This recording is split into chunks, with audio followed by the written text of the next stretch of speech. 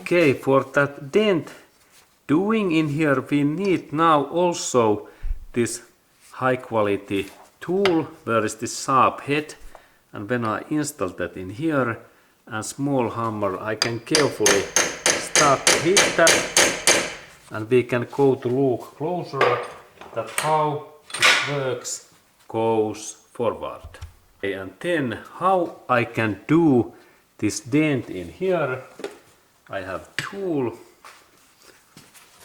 what's look like that, and in this area I hit in this way, and soon there is driveshaft nut lock dent. Okay, and I install my tool in here. Then I start to hit that carefully, little by little.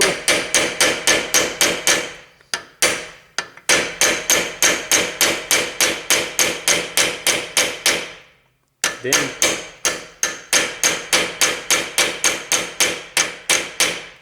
good. Now there is nice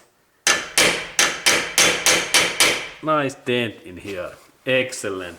And now this job is ready. Excellent.